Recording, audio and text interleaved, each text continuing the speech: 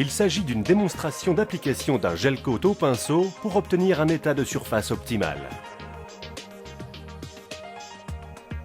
Le moule a été entièrement traité avec un démoulant et est prêt à recevoir l'application du gel coat. Pesez la quantité nécessaire de gel coat pour garantir une épaisseur de 0,5 mm.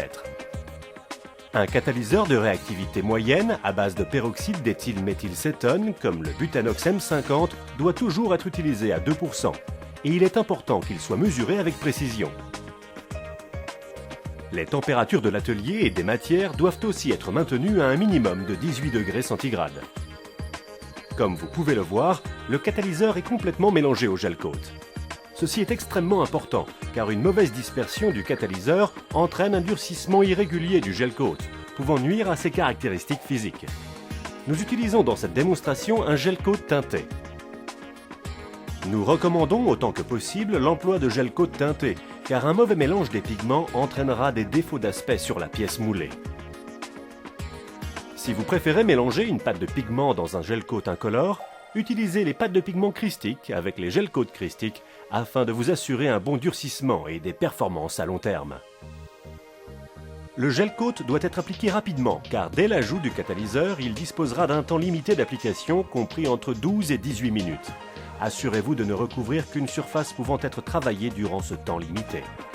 Bien que le gel coat doive être appliqué rapidement, cela doit être fait avec un minimum de soin. Évitez de verser directement le gel coat dans le moule et évitez qu'une trop grande quantité ou des gouttes ne coulent de la surface du moule. Dès que le moule est complètement gel coaté, procédez par de longs mouvements réguliers de pinceau pour égaliser l'épaisseur du gel coat et permettre aux bulles d'air emprisonnées de s'échapper. L'épaisseur optimale du gel coat est de 500 microns, bien que les limites acceptables se situent entre 400 et 600 microns par couche. Dès que le gel coat aura suffisamment durci, l'étape suivante consistant à stratifier ne peut débuter que lorsque le gel coat est légèrement amoureux.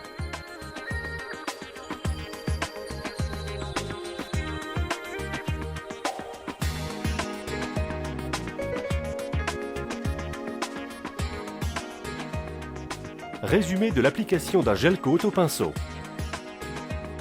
1.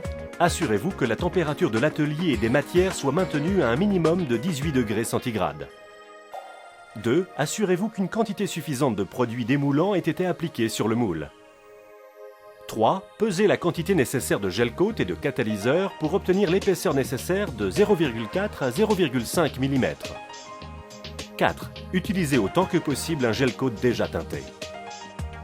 5. Mélangez soigneusement le catalyseur et le gel coat.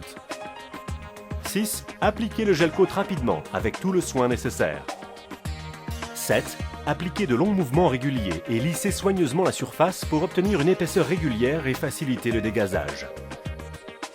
8. Évitez une application trop fine, cela peut produire un durcissement insuffisant ou des frisures du gel coat. 9. Évitez une application trop épaisse, cela peut produire des fissures ou un faïençage. 10. Évitez une épaisseur irrégulière de la surface, car cela peut produire un aspect inégal ou moiré. 11. Assurez-vous qu'il y ait une ventilation suffisante, car le durcissement d'un gel coat peut être inhibé par l'accumulation de vapeur de styrène. 12. Utilisez le gel coat issu du même lot sur les pièces qui seront assemblées les unes à côté des autres afin d'éviter des différences de teinte.